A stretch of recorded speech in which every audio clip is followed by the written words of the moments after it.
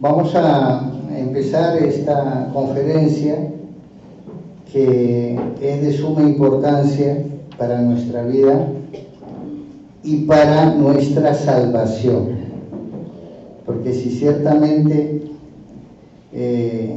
uno quiere salvarse, pero es como Dios quiere, no como uno quiere. Entonces vamos a hacer una oración primero. Quédense ahí como están porque para no ser ruidos. En el nombre del Padre, y del Hijo, y del Espíritu Santo. Ven, Espíritu Santo, llena los corazones de tus fieles y enciende en ellos el fuego de tu amor. Envía tu Espíritu y serán creadas todas las cosas y renovarás la faz de la tierra.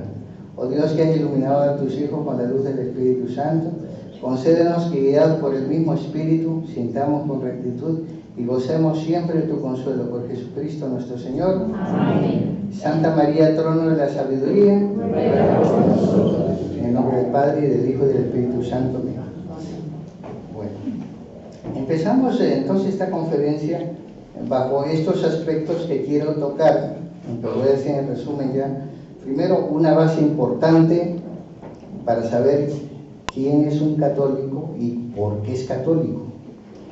O sea, cuáles son las características de nuestra iglesia.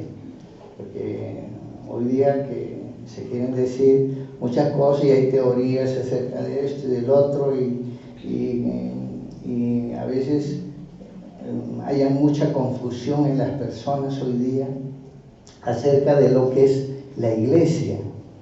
Entonces voy a tomar primero el Santo Evangelio que nos habla sobre cómo tiene que ser constituida la fe. El Señor habla en el Evangelio de que hay que construir sobre roca, no sobre arena. Nos dice que hay que construir sobre roca. Es decir, la vida cristiana hay que construirla bien, porque si no se desmorona. Igual en todo, ¿no? En el matrimonio, en la vida religiosa, en el sacerdocio, en todo, sobre roca, sobre algo firme. Y por eso también lo puso Pedro, ¿no? Tú eres Pedro y sobre esta piedra, esta roca, fundaré mi iglesia. Esto no lo hace sobre arena, sobre roca. Para eso hay que guardarse en el Evangelio de San Mateo, capítulo 7, después de el capítulo 5 y 6, que yo les he recomendado mucho. El capítulo 7 nos habla de enseñanzas como la regla de oro de la caridad, las dos puertas y los dos caminos que hay. No hay camino intermedio, solo hay dos. Y guardarse los falsos profetas, que además el Señor dice que al final abundarían. Y San Pablo, en la carta a Timoteo, nos dice que se escogerán maestros a granel, es decir, habrá muchos maestros queriendo enseñarnos cosas falsas. Pues eso es importante, eso se lo dejo para que usted ya lo estudie. El catecismo mayor de San Pío X, que es el catecismo que el Papa San Pío X promulgó, especialmente para Italia, pero después se hizo general para toda la iglesia, nos dice, ¿qué es la Iglesia Católica? Dice, la Iglesia Católica es la sociedad o congregación de todos los bautizados que viviendo en la tierra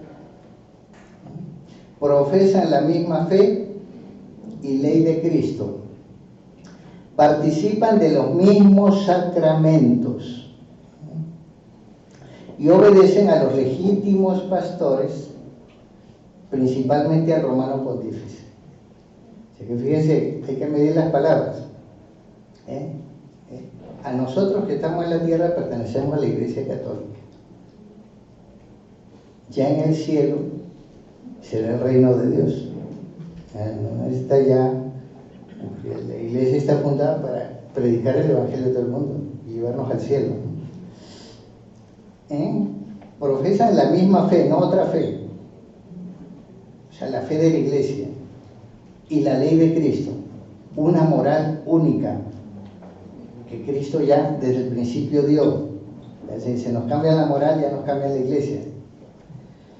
Y dice, participan de los mismos sacramentos obedecen a los legítimos pastores. Se puede ser pastores ilegítimos, entonces. Aquí dice los legítimos. Y principalmente al romano pontífice. Principalmente. ¿Bien? No vamos a dilucidar más, después pueden haber preguntas al final. Y dice, ¿qué es necesario para ser miembro de la iglesia? Nos dice el catecismo, para ser miembro de la iglesia es necesario estar bautizado. Creer y profesar la doctrina de Jesucristo. A mí me espanta cuando veo, porque no sé qué, la gente que tiene hoy día libros, que algunos místicos han visto los libros malos, que a veces se conservan en muchas casas, ardiendo, porque nos llevan al infierno. Las malas lecturas abundan. Entonces, creen y profesan la doctrina de Jesucristo, participan de los mismos sacramentos y reconocen al Papa y a los otros pastores legítimos de la Iglesia. Aquí pues puede haber mucho que hablar, porque con la problemática actual, unos tienen a Francisco como verdadero, otros tienen a Benedicto como verdadero, y así hay una confusión en la iglesia tremenda, que me hace parecer, en cierto grado, al cisma de Occidente. El cisma de Occidente fue un cisma donde resultaron hasta 3 papas. Por supuesto que los 3 no vivían en Roma.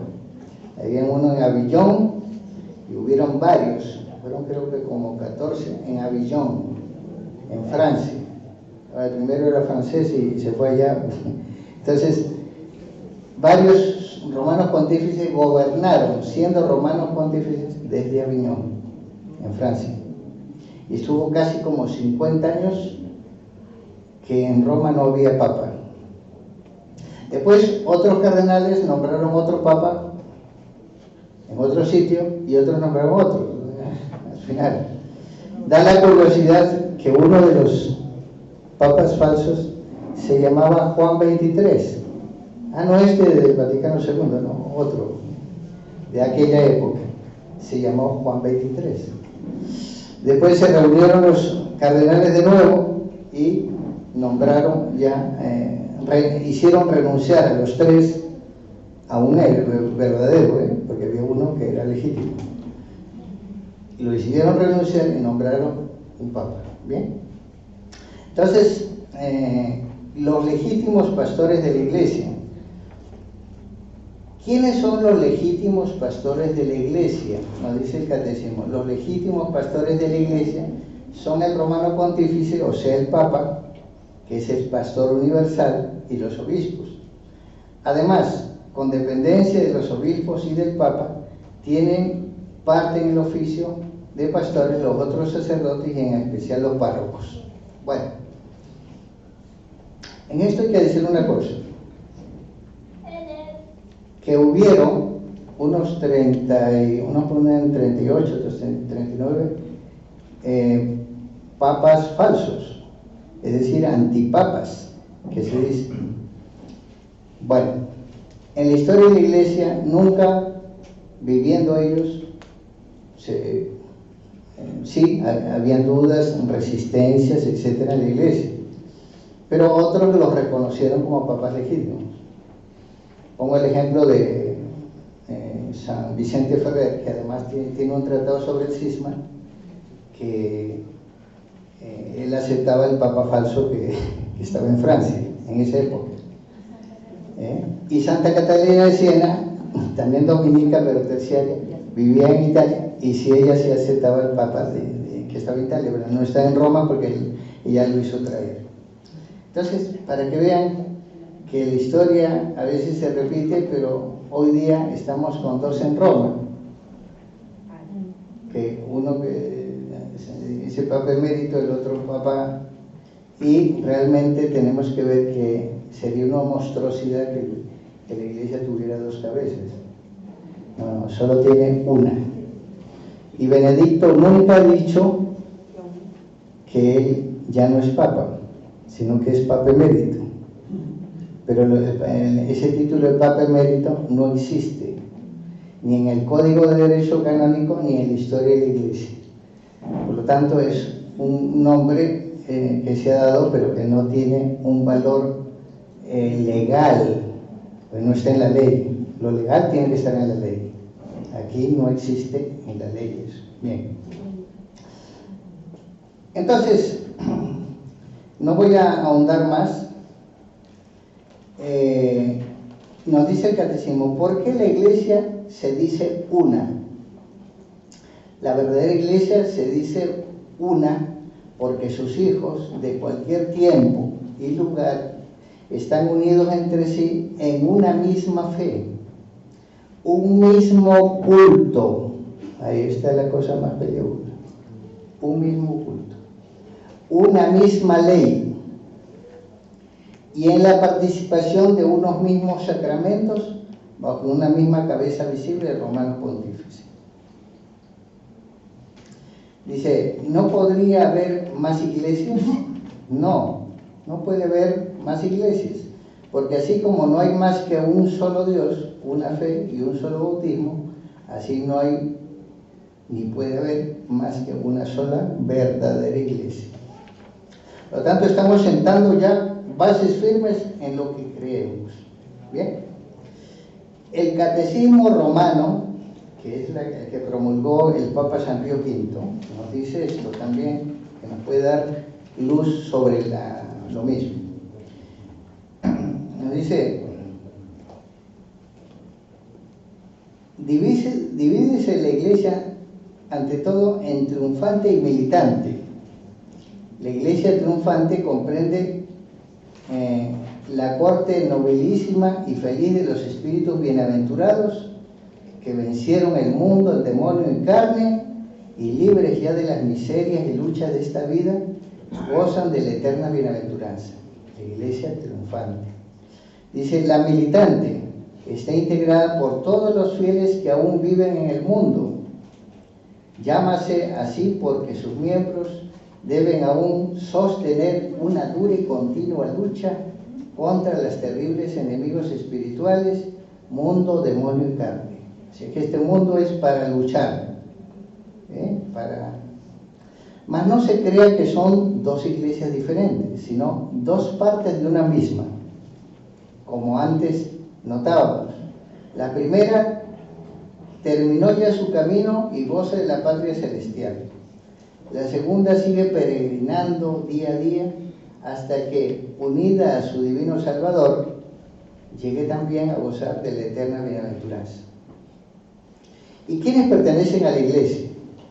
En la Iglesia militante hay dos clases de hombres, los buenos y los malos.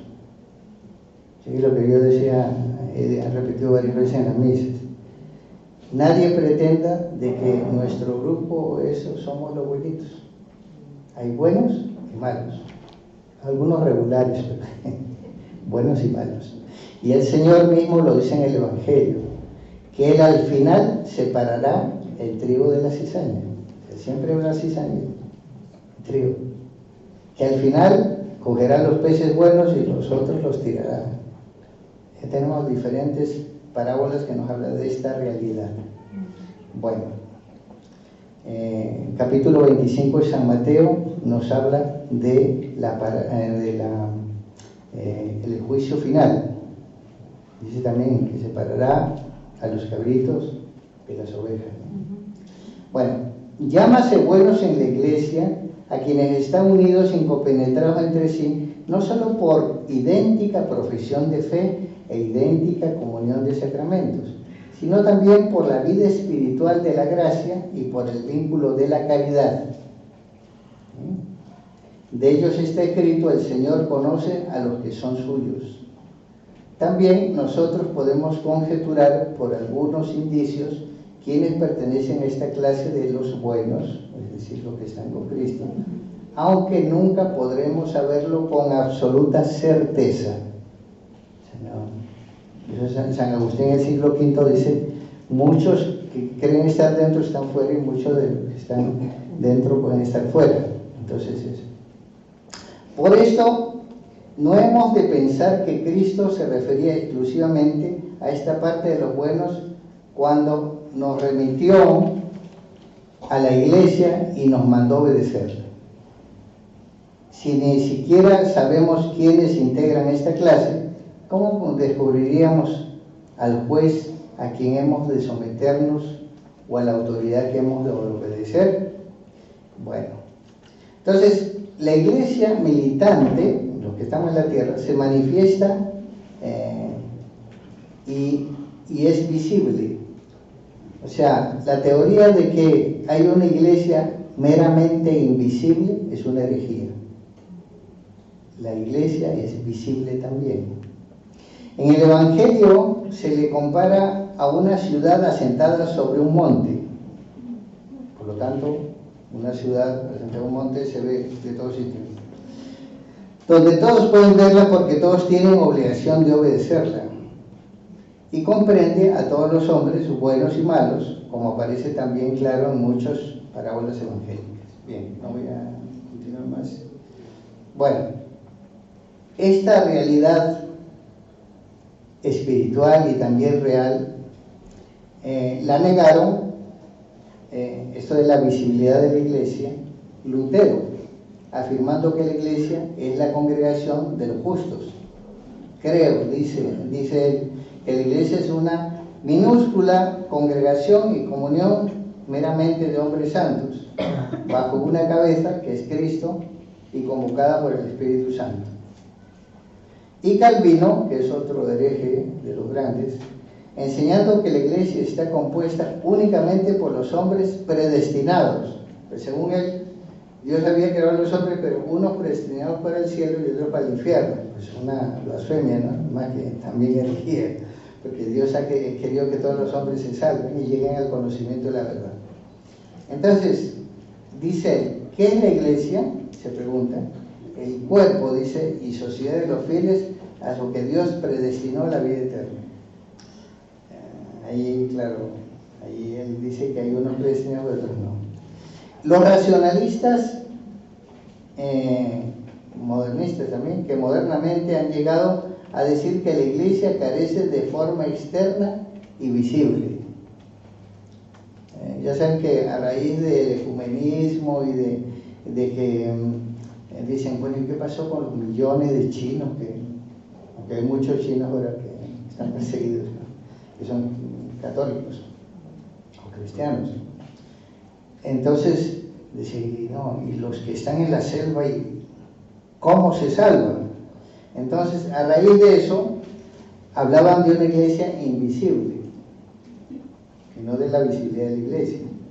Para ellos se trata de algo meramente espiritual e interior, constituido por la conciencia de la filiación con Dios. O sea, si tienen conciencia, algo subjetivo, ¿no?, de que usted es hijo de Dios, pues sí, pertenece a la iglesia. Pero eso sería subjetivo. ¿Dónde está el sacramento del bautizo? Que nos dice que nos hace hijos de Dios.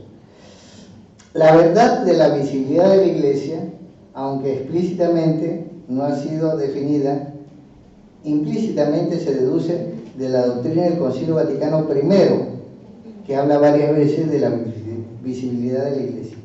Testimonio de esta implícita definición fueron los esquemas preparados para ser definidos. Si alguno dijera, o sea, es una propuesta que se hizo, ¿no?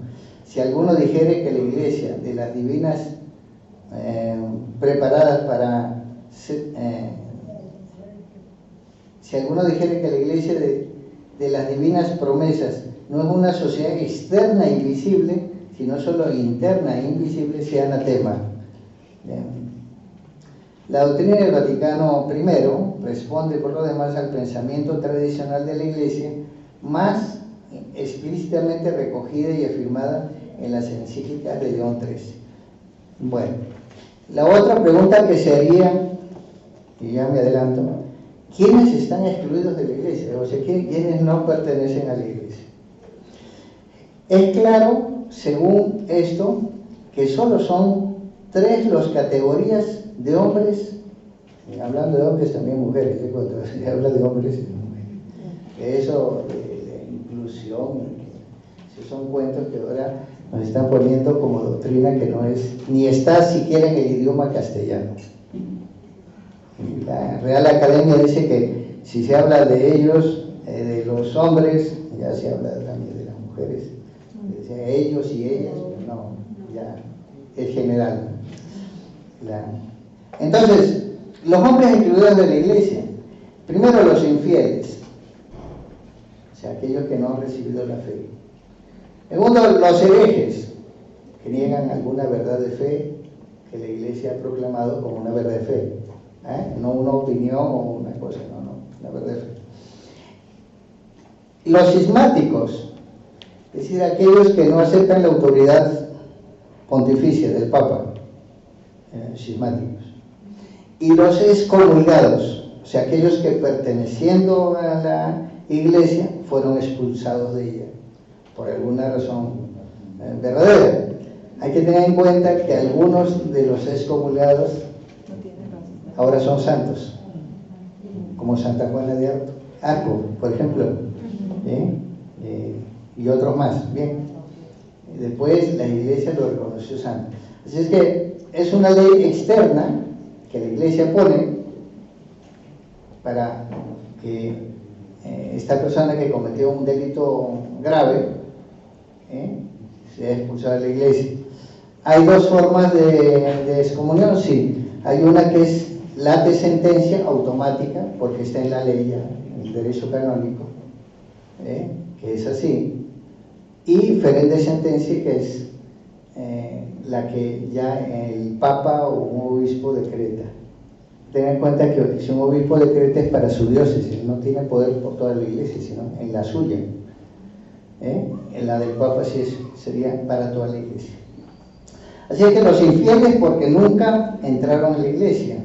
Los herejes y cismáticos porque fueron separados de la iglesia y no tienen más relación con ella que la de un desertor con el ejército del que huyó. Y los excomulgados finalmente porque la iglesia los excluye con una sentencia de la comunidad cristiana y no pueden volver a formar parte de ella mientras no se conviertan o se arrepientan. Bien, o no se les levante la pena canónica. Hay una cosa muy corriente que es la persona que comete el aborto y se produce, ¿no? Está bien acumulado. Lo que pasa es que eso ha dado lugar, por lo menos, a dos cosas. Uno, o que se perdió la conciencia de la gravedad de esa pena, o que la persona desconoce la pena. Esa pena existe. Bien, no voy a ahondar mucho en eso. Bueno, ya sabiendo y teniendo esa base, que es importante, ¿quién es católico? ¿Quién no es católico? Y la iglesia que ha sido fundada por Cristo en la tierra como medio normal de salvación y santificación, que quiero repetir mucho esto, nadie crea que salvación es diferente a santificación o que no tiene que ver nada. Ahí los que quieren santificarse y los que quieren salvarse no. Porque para ir al cielo hay que ser santo. No diga, bueno, qué difícil. No. Es que la santidad tiene grados. Y el primer grado es estar en estado de gracia, estar en paz con el Señor. No tener pecado grave o mortal. Tener venial, bueno, sí. Pero es lo único que nos rompe nuestra relación con Dios. Bueno, hay algo que se llama la indefectibilidad de la iglesia, que es una cosa importantísima. ¿Por qué? Porque la indefectibilidad de la iglesia nos está diciendo que la iglesia va a permanecer hasta el fin del mundo. La iglesia católica va a permanecer hasta el fin del mundo. Podrá ser un grupo muy pequeño, pero la iglesia va a permanecer. Dice, este autor dice, no será inútil, sino todo lo contrario, que antes de entrarnos en la investigación teológica sobre este tema, perfilemos lo mejor la terminología. O sea, ¿qué es lo que queremos decir y cuál es el concepto de la indefectibilidad? La palabra indefectibilidad se aplica a la Iglesia para agregarse a los dos elementos anteriores. Una, perpetuidad, es uno, y la otra, permanencia en el ser. O sea, perpetuidad, va a estar hasta el fin del mundo. Y permanencia en su ser, es decir, no puede cambiarse la Iglesia en otra cosa, en una ONG o en otras cosas. La Iglesia es Iglesia, con una estructura definida, con las 4 notas que todavía están, creo, en el catecismo. En el catecismo de la Iglesia Católica, van a ver, es una santa, católica y apostólica. Y romana en cuanto que la cabeza de la Iglesia, San Pedro, murió en Roma, y los otros son sucesores de San Pedro. Son vicarios de Cristo, que es otra cosa, diferente. Papa es vicario de Cristo, el que hace las veces de, eso significa. Pero son sucesores de San Pedro, no son sucesores de Jesucristo, no. De San Pedro sí. Pues lo que sucede, y eso vamos a ver en lo que se llama la sucesión apostólica, ¿bien? Para entendernos. Entonces, esta indefectibilidad proviene de su carácter escatológico, es decir, de los últimos tiempos. La Iglesia va a durar hasta los últimos tiempos porque está fundado por Cristo. Yo estaré con vosotros hasta el fin del tiempo, hasta los últimos tiempos. Entonces, esa permanencia es indiscutible. Cuando decimos que la Iglesia durará siempre, siendo siempre ella misma y no otra, podría interpretarse esto como si la Iglesia se autofinalizara en sí misma y no en Dios. Por el contrario, la indefectibilidad específica de la Iglesia es aquella propiedad de la esposa de Cristo por la que se nos asegura que ella llegará, cualquiera que sean sus vicisitudes históricas, su problemática, a su meta, a lo que es lo mismo, a celebrar las eternas bodas con el Cordero Inmaculado, de la que nos habla el Apocalipsis.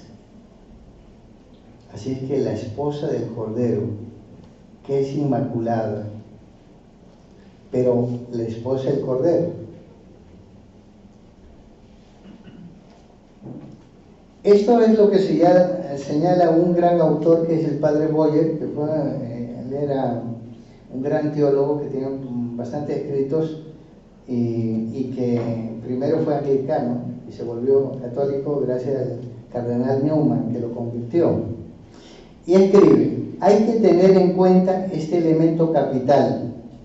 Aunque cada cristiano concreto, mientras dura la prueba de su vida terrestre, tenga la posibilidad de perderse finalmente, o sea, todos tenemos de podernos perder, la Iglesia, en cuanto tal, está asegurada de llegar a la vida eterna.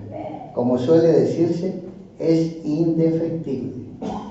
Va a llegar hasta el final.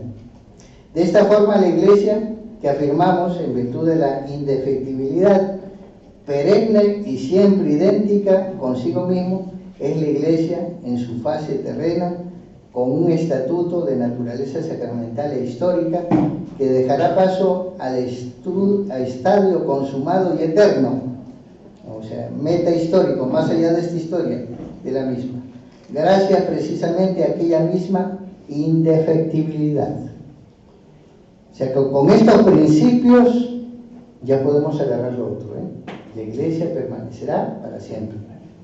El reconocimiento de la indefectibilidad, por tanto, es una sencilla confesión de la grandeza de Dios.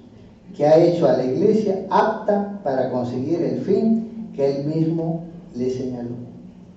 Por lo tanto, las puertas del infierno no prevalecerán contra ella en ese sentido. La iglesia que fundó Cristo va a permanecer como antesala del reino eterno que nos viene. Por lo tanto, el magisterio de la iglesia nos habla de esta indefectibilidad en varios documentos, pero también los santos padres, que son los testigos de la tradición católica, nos hablan. Por ejemplo, San Juan Crisóstomo dice: es más fácil extinguir el sol que destruir la iglesia. Fíjense qué cosa. Y San Agustín afirma en términos parecidos: nadie destruye en el cielo el plan de Dios, nadie destruye en la tierra la iglesia de Dios. Y San Ignacio de Antioquía: la causa justamente por la que el Señor consintió en recibir la unción sobre su cabeza fue el infundir incorrupción a la iglesia. San Agustín: la iglesia vacilará, escribe el doctor de Pona, cuando vacile su fundamento. ¿Y cuál es su fundamento? El Papa. Pero, ¿cómo va a vacilar Cristo? Mientras Cristo no vacile, tampoco vacilará la iglesia en toda la eternidad. Así que no, la iglesia permanecerá. Esto ya, porque si no, no nos alcanza el tiempo todo para decir esto. Entonces, hay una de las, ideas principales que me han pedido, que es lo que se llama la sucesión apostólica. Hemos ya hablado un poco acerca del Papa. El Papa, quien le sucede, es de San Pedro para abajo, ¿no? O sea, todos los que han sucedido. Aquí creo que tienen un cuadro por ahí, me parece visto, de los romanos pontífices.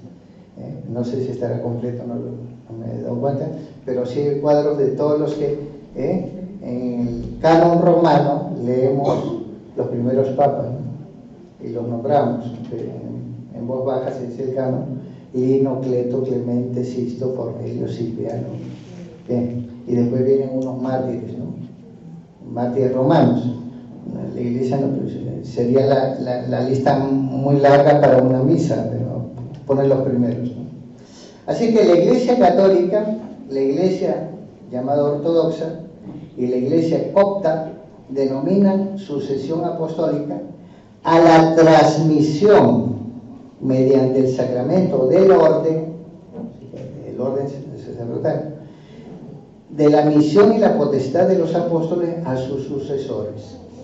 Los obispos, gracias a esa transmisión, la iglesia se mantiene en comunión de fe, la comunión, unión común, y de vida con su origen. Se arranca ahí, como un árbol, ¿no? Tiene sus raíces y crece y tiene ramas y tiene hojas y frutos. Así la iglesia, a través de la historia, el mismo Señor en el Evangelio dice que es como un árbol que crece y los pájaros habitan en sus ramas, ¿no? Así.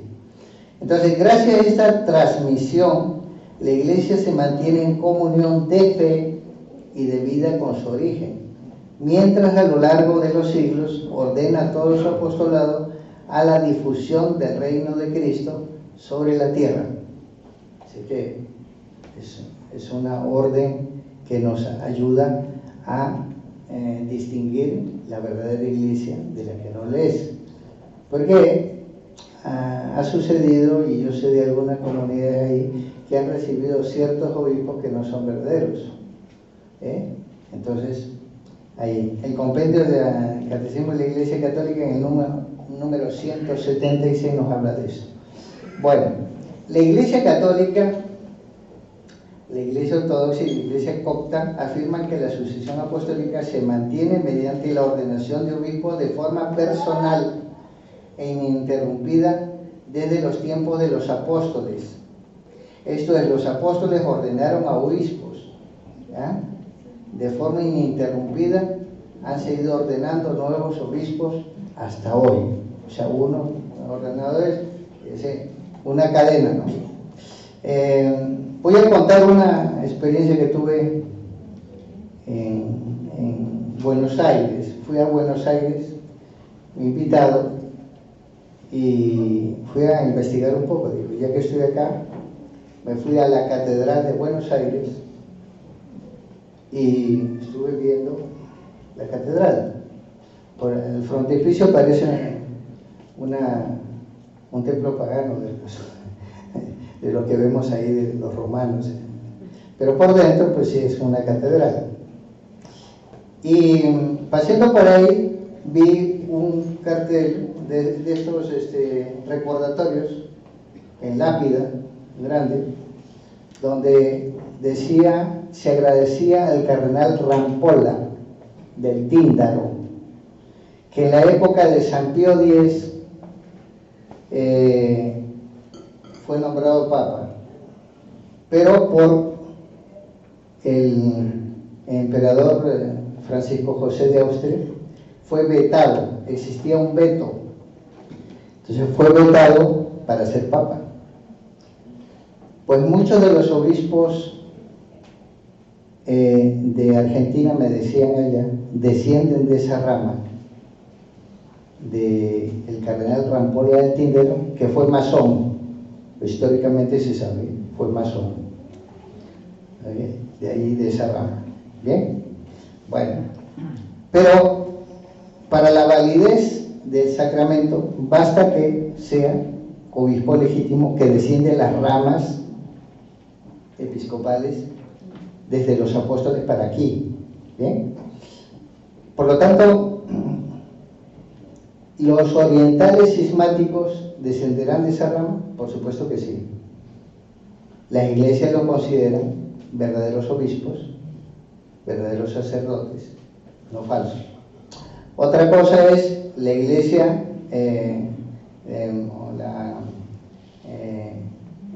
la que está en Inglaterra, los anglicanos. Los anglicanos, según el Papa León XIII, perdieron la sucesión apostólica y porque cambiaron los ritos de ordenación de una forma no solamente externa, sino que ya los ritos que ellos hacían no eran válidos porque no decían lo que el sacerdote tenía que ser. O sea, habían cambiado la esencia del sacramento. Por lo tanto, el Papa León XIII, por medio de un documento, los declaró que eran nulos. Y de hecho la Iglesia siempre, cuando un anglicano, sacerdote o obispo, quiere venir a la Iglesia Católica, los ordena de nuevo, o los consagra de nuevo, ya sea obispo, ya sea sacerdote. Así que es muy importante esto para tener en cuenta.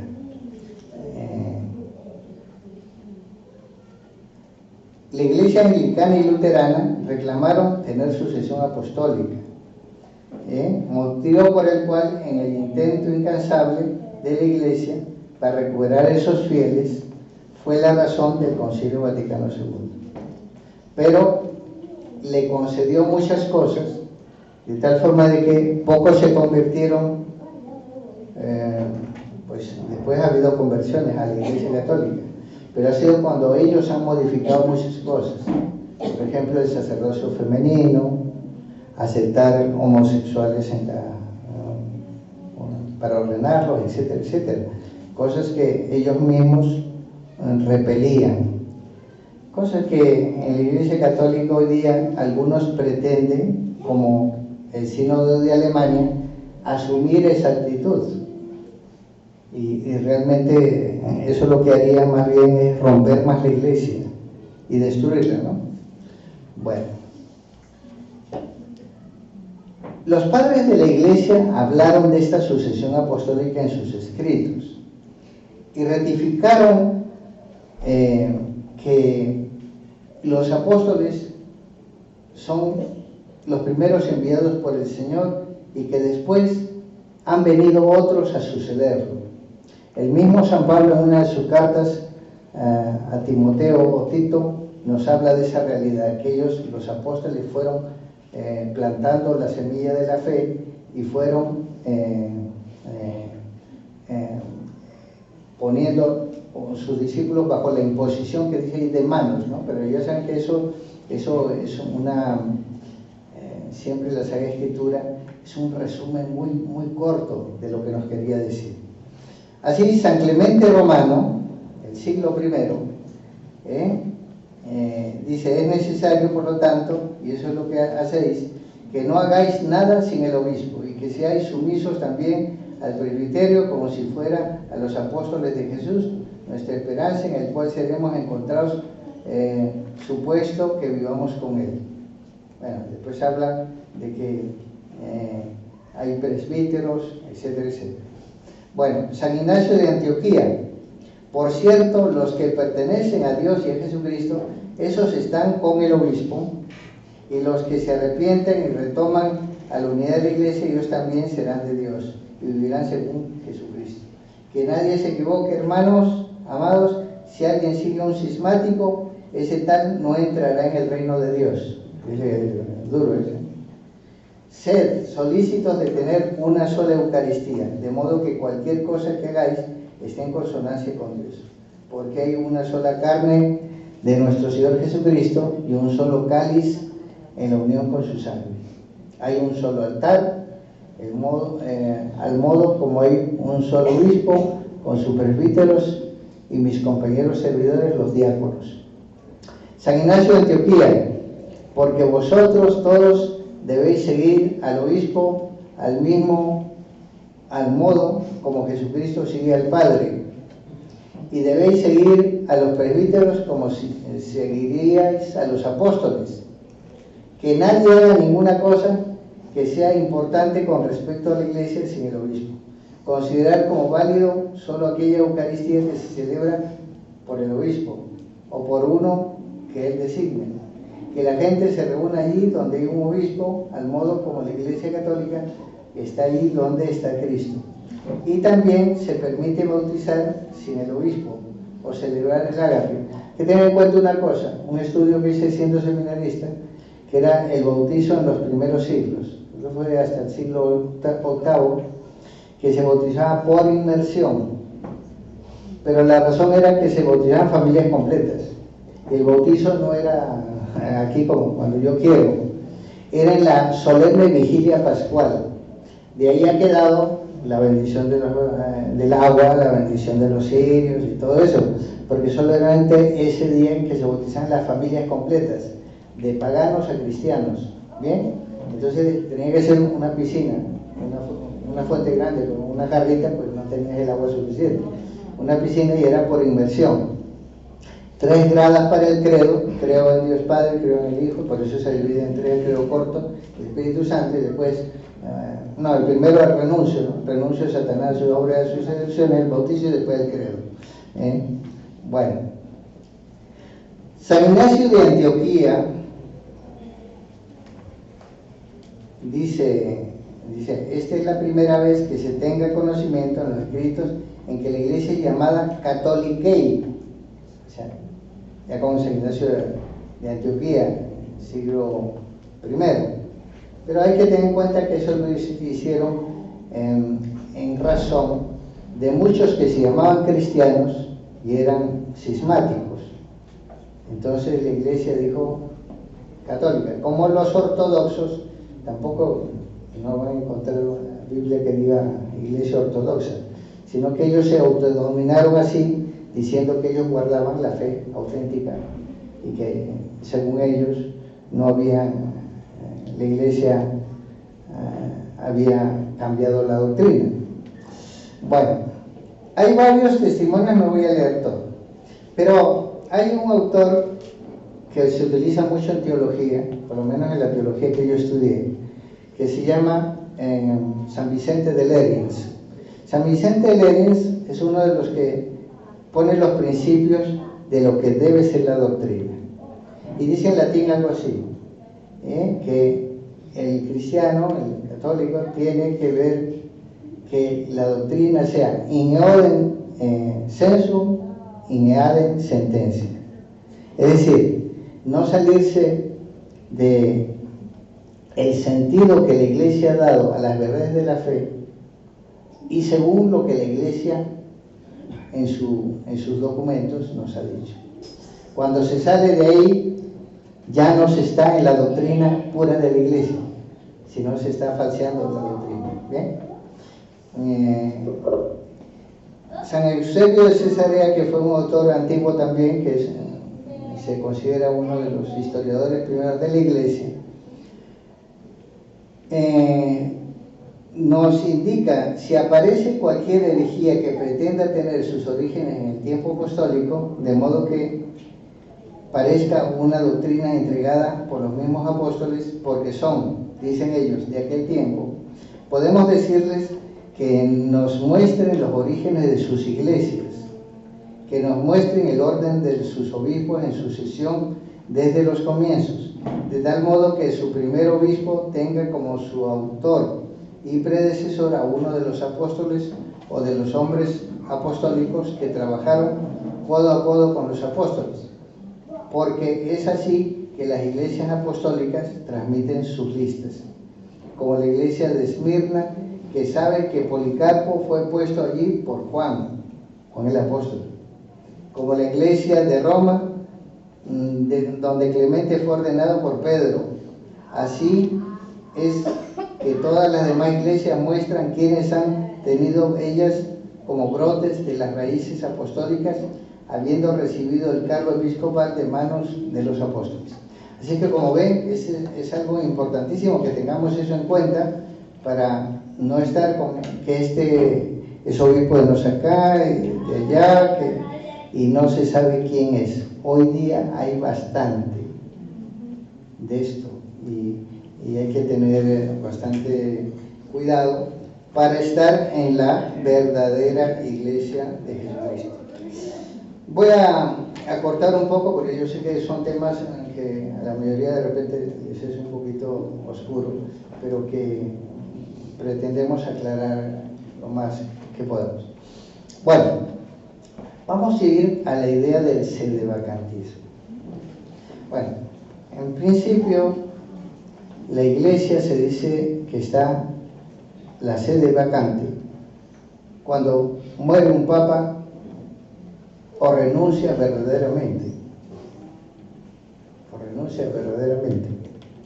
Digo por eso, porque lo que les hablé de los antipapas que han existido, ¿no? En algunas partes de la historia de la iglesia se ve que algunos papas fueron muertos, envenenados, perseguidos, etcétera, etcétera. Y especialmente al principio de la iglesia, muchos fueron mártires defendiendo a la iglesia. Entonces, cuando renuncia o muere un papa, es sede vacante. Ahí todos somos sede vacantistas, porque sede vacante. Pero aquí, cuando hablamos de sede vacantismo, hablamos de una nueva doctrina que se introduce en grupos, especialmente grupos, hay que decirlos, tradicionales de la iglesia, que unos consideran la forma principal del sedevacantismo, dice, es la sustentada por aquellos grupos y personas que rechazan la validez de los pontificados que siguieron al Papa Pío XII. Dicen que desde Juan XXIII para adelante fueron papas falsos o que no fueron papas. ¿Bien? Los principales sedevacantistas provienen de la sucesión apostólica del arzobispo vietnamita Pierre Martin Ngoc Dinh Tung. Yo no sé pronunciar bien porque es un nombre vietnamita. Hay que decir que este era pariente de un presidente que fue de Vietnam y que los mataron a todos los parientes y quedó él. Bueno, que yo sepa. Y él ya tenía poderes del Papa Pío XI para que en esas circunstancias ordenara a los obispos que eran necesarios para su país, ¿bien? Sin ningún mandato pontificio, o sea, tenía libertad, pero después parece que cambió eso. Dentro del catolicismo tradicionalista, el sedevacantismo representa la forma más radicalizada de resistencia a los cambios introducidos en la Iglesia católica con motivo del Concilio Vaticano II. O sea, que tenemos que resistirnos a lo que está mal, por supuesto que sí, es algo que nos es lícito. Porque si el mismo Concilio Vaticano II dice que respeta la conciencia de la persona, la libertad de la religión, ¿por qué no va a respetar la de uno y la de los demás? O sea, es un contrasentido, ¿no? Sigue respeto eso, pero después restringo esa libertad. Voy a poner sobre el tapete. Si ustedes han leído los documentos, porque muchas veces yo pregunto a una persona, ¿y usted por qué piensa esto? Es que dicen por allá, me dijeron, pero no estudió nada. Es que dicen por ahí, me dijeron, tal aparición dijo esto. Vamos a ver, tiene que discernir si eso es verdadero, ese mensaje, eso. Pues sí, de repente no es de Dios. En esos mensajes también místicos juegan tres papeles. Estudien a San Ignacio de Loyola cuando habla del discernimiento. Uno es de Dios, otro es del enemigo infernal y otro es de la misma persona. Yo tenía como amigo a don Francisco Sánchez Ventura y Pascual, que tenía una revista hace muchos años en Zaragoza, España, que María Mensajera, una revista estupenda. Él se había convertido en Carambandal y eso es que la capilla ahí. Y él, al final, en su revista ponía muchas apariciones, ¿no? Y revelaciones, unas verdaderas, pero otras se dio cuenta después que eran falsas. Entonces, hay que tener cuidado con eso. Entonces, este sedevacantismo no acepta normalmente esos papas. Hay que tener en cuenta que, también esto, distinguir, que no es sedevacantista el que dice que el papa es Benedicto XVI, de ninguna manera. No puede estar catalogado, porque no está diciendo que no hay papa, está diciendo que sí hay papa. Entonces, sí hay papa. Entonces, no está diciendo que no hay papa.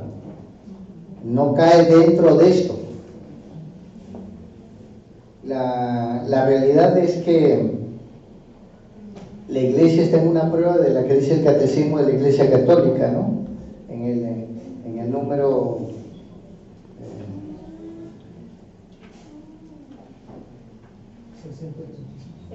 671, ¿no?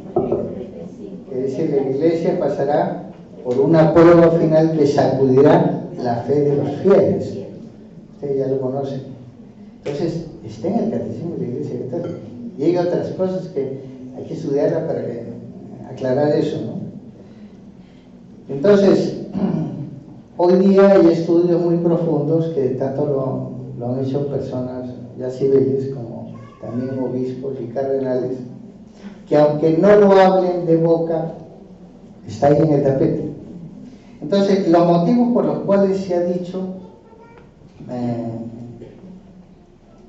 el planteamiento se refiere a los sucesos acontecidos en la Iglesia Católica a raíz del Concilio Vaticano II, que hay que también tener en cuenta que Benedicto XVI habla de dos interpretaciones. Una interpretación que dice el espíritu del concilio. Habla de espíritu quiere decir un espíritu no bueno, sino malo, porque lo desvía de lo que es verdadero. Y él habla de lo que está en el concilio, pero que lo que los padres del concilio quisieron. Pero claro, ahí hay una interpretación falsa y nociva. que ha llevado a la Iglesia a unos cambios que nunca dijo el concilio, que bajo dirán, es que dijo el concilio y ni siquiera leyeron el concilio. Por poner un ejemplo, la Sacrosanctum Concilium dice que los fieles sepan contestar en latín las partes que les corresponden. ¿Dónde está eso? La Sacrosanctum Concilium, que es sobre la liturgia, dice que el canto gregoriano es el primero de los cantos que hay que promover entre todos los cantos. Entonces, pero además está la contradicción que dice que tiene que haber creatividad, lo cual lo interpretaron, por eso hay tantas liturgias, tantos sacerdotes, ya decía Benedicto XVI. ¿Y qué dice el Código de Derecho Canónico? Después del Concilio Vaticano II, ¿no es cierto? Dice, nadie cambie, quite y ponga a su gusto y a su arbitrio en la liturgia. Entonces es una contradicción. Si tú quieres ser creativo, pues tienes que cambiar o quitar o poner. Es una contradicción. Eso tienen que aclararlo en la Iglesia misma y ver que eso no puede haber. Pues dice aquí, los sucesos acontecidos en la Iglesia a raíz del Concilio Vaticano II, convocado y abierto por Juan XXIII y continuado y cerrado por su inmediato sucesor, Pablo VI, en los cuales dijeron que era un concilio pastoral, nada de dogmático ni nada, pastoral. Dicho concilio estipuló en sus actas la libertad religiosa, o sea, la declaración de Nostretate y Dignitatis Humanae, reformas eclesiásticas y eclesiológicas, concibiendo que la Iglesia de Cristo subsiste en la Iglesia Católica y no es directamente la misma. Una cosa es que subsista algo y otra cosa es que sea. También se aceptó una concepción de ecumenismo y de diálogo interreligioso que los sedevacantistas consideran condenada por el magisterio anterior, promoviendo así desde la jerarquía romana un indiferentismo religioso repudiado por Pío IX en su famoso Sílabus de 1864. Y de hecho, en uno de los escritos, Benedicto XVI, antes de ser Papa, claro, porque él escribió muchísimo, habla de el documento del Concilio Vaticano como un antisílabus, ¿no? O sea, contrario a un documento que ya fija una forma de pensar de la Iglesia. Otro de los orígenes del sedevacantismo es la promulgación del Missale Romano con su Novus Ordo Missae, el nuevo rito latino para la liturgia que sustituyó al codificado en el Concilio de Trento por San Pío V. La misa nueva, como se la conoce, es semejante a los ritos litúrgicos protestantes. No solamente eso, sino es una copia casi literal de los ritos de los monjes calvinistas de Taizé, en Francia. Y la concepción doctrinal con la que fue configurado por Pablo VI se aleja, según los sedevacantistas, del dogma católico. Así le expresaron los cardenales Alfredo Ottaviani y Antonio Bacchi en su breve examen crítico del Novus Ordo Missae de 1969, al decir que la nueva liturgia se aleja de forma impresionante, tanto en conjunto como en detalle, de la teología católica de la Santa Misa, tal como fue formulada en la 20 sesión del Concilio de Trento, que al fijar definitivamente los cánones del rito, levantó una barrera infranqueable contra toda herejía que pudiera atentar a la integridad del misterio eucarístico, ¿no? O sea que si no hay misterio, y lo decía Benedicto XVI, hay un libro muy bueno que se llama, de Benedicto XVI, que se llama El espíritu de la liturgia. Ese libro es muy importante porque él pone muchas cosas que uno tiene que saber para eso. Bueno, los sedevacantistas argumentan que las enseñanzas de los concilios ecuménicos pertenecen al magisterio infalible de la Iglesia y que por tanto es imposible que estas enseñanzas contengan errores contra la fe. El dogma de la infalibilidad del magisterio ordinario universal definido en la Constitución Dogmática Filius Dei del Concilio Vaticano I, garantiza la infalibilidad de los concilios. Bueno, aquí hay que decir una cosa: los concilios serán infalibles si ellos mismos se consideran infalibles, pero el Concilio Vaticano II no se consideró infalible, se consideró pastoral, y la pastoral es cómo dar la doctrina al pueblo, o sea, formas, métodos, iniciativas para dar la palabra de Dios a los demás. Pero los concilios en principio no han sido todos dogmáticos tampoco, ni siquiera el de Trento. El de Trento tiene unas condenas a proposiciones contrarias a la fe. Por ejemplo, hay una, quien diga que solo se debe celebrar en lengua vernácula, es decir, en idioma vivo, sea anatema. Una condenación a que diga que solamente en español o en italiano o en inglés la misa, el que diga que solo en eso está condenado por el Concilio de Trento. El que diga que el canon romano, que acá casi nadie lo utiliza sino en el rito romano tradicional, el que diga que el canon romano tiene algún error, sea anatema, está condenado. Así cosas. El pseudocatecismo, además, basándose en la doctrina católica contenida en la encíclica Mystici Corporis Christi, que afirma que los herejes, apóstatas y cismáticos no pertenecen a la Iglesia, sostiene que los últimos pontífices no han podido ser verdaderos papas, dada su condición de herejes, según él. Sostiene que los últimos pontífices no han podido ser verdaderos papas, dada su condición de herejes. Por esta razón se afirma la vacancia de la sede apostólica, pues conforme a la expresión del teólogo y doctor de la Iglesia, San Roberto Bellarmino, un hereje no es miembro de la Iglesia, luego no puede ser su cabeza. Bueno, como digo, son hipótesis que San Roberto Bellarmino escribe en unas obras que se llaman controversias, es decir, cosas de discusión teológica.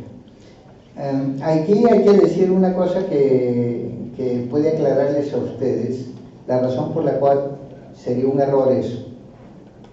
Desde el Concilio Vaticano II, para esta parte, ya no existen los cardenales entonces válidos, según ellos, para elegir un papa. Entonces, ¿quién va a elegir un papa? si fueron falsos, ellos eligieron cardenales que no fueran verdaderos cardenales, entonces. ¿Y quién va a elegir al papa? Entonces, por lo tanto, aunque los romanos pontífices hayan cometido errores, de hecho, como personas y aún como teólogos particulares, sin las condiciones que el Concilio Vaticano I pone acerca de la infalibilidad, aunque ellos hayan cometido, porque muchos se agarran de eso, no por eso dejaron de ser papas.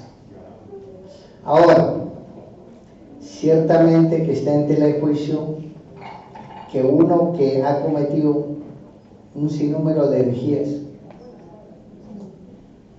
y actos que no pertenecen ya al ser cristiano y al ser católico, sea elegido papa. Por eso Benedicto XVI dice que no siempre el Espíritu Santo está en un cónclave para la elección del papa, como pensamos. Él lo ha dicho, y que por lo tanto podría ir fallar esa asistencia del Espíritu Santo. Lo ha dicho Benedicto XVI. Y ciertamente aquel que ya era hereje o apóstata no podría ser papa, porque si está fuera de la Iglesia no puede estar dentro, ni menos ser cabeza. Bueno, hay una hipótesis que dice: muchos teólogos se preguntan si fuera posible que el Papa, como persona privada, cayera en herejía Esta pregunta es legítima dentro de la creencia católica, ya que la Iglesia solo enseña que el Papa es infalible ex cátedra. Eso es lo que dice el Concilio Vaticano I. O sea, cuando en el uso de su prerrogativa de doctor y pastor de los cristianos, o por su autoridad apostólica, define la doctrina que es materia de fe y moral, que debe ser aceptada por toda la Iglesia. Solo de esa forma podemos saber que el Papa es infalible. En lo otro no. El teólogo Arnaldo de Silveira, citando a unos grandes teólogos, y el primero, sé que moralista, perfecto, Merkelbach, Hunter y Catherine y Descartes, razona lo siguiente: dado que el Papa es infalible cuando habla ex cátedra, entonces en principio sería posible el error e incluso la herejía en los demás actos del magisterio no infalible.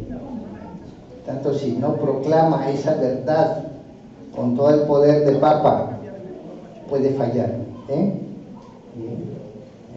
cuando no manda que se crea a todos los fieles. Es importante aclarar que otros autores de peso, como el cardenal Juan Bautista Francelin, 1870, el cardenal Billot, 1909, y M.A. Bacant, que tiene un diccionario grandísimo sobre la Iglesia, y Monseñor Joseph Clifford Ferton, afirmaron la asistencia del Espíritu Santo para preservar del error a todo magisterio del Papa, tanto al magisterio extraordinario o solemne como el ordinario. De la doctrina de estos autores se desprende que si un supuesto Papa enseñara la herejía y el error en su magisterio, ese hecho demostraría sin lugar a dudas que ese supuesto Papa no lo es en realidad, según ellos. Si enseñara herejía, dice que no sería Papa verdadero. Bueno, para terminar vamos a ver la heterodoxia y herejía. Es importante diferenciar las dos cosas. Además hay que tener en cuenta que en teología hay la herejía material y la formal. Material es que cualquiera puede ser una herejía, de repente por ignorancia, por inadvertencia, por equivocación, o afirmar una cosa sin saberla. Entonces, ¿qué es lo que pasa? Que no es un hereje condenado por la Iglesia, ni sería un cismático formalmente como la Iglesia condena, sino simplemente materialmente. Se equivocó, diríamos. Pero aquí se habla de que es recalcitrante, que es contumaz, se dice. Yo sé que esto es, pero hay una diferencia entre heterodoxia y herejía. Los errores teológicos en una afirmación que se aleja de la ortodoxia pueden ser de distintos grados y sus correspondientes censuras son muy variadas. Los más corrientes son proposición herética, se opone al dogma formal; próximo a la herejía, se opone a una sentencia próxima a la fe, con resabios de herejía o sospechas de herejía, errónea o contraria a la verdad no revelada, pero conexa con la revelación, etc. O bien contraria a una doctrina reconocida, temeraria, malsonante. Bueno, no voy a decir, hay una cantidad de cosas. Por lo tanto, aquellos que les gusta ya, mira, este es hereje, hay que tener cuidado, porque puede ser una cosa que esté discutida y sea discutible, de hecho, ¿no? Bueno, no voy a continuar porque, como digo, es un tema bastante largo. La deposición de un papa, pues ya sabemos que si el papa, si renuncia, tiene que, ¿quién se lo va a aceptar? El Padre Eterno. Pues el Padre Eterno no va a decir sí, acepto la renuncia.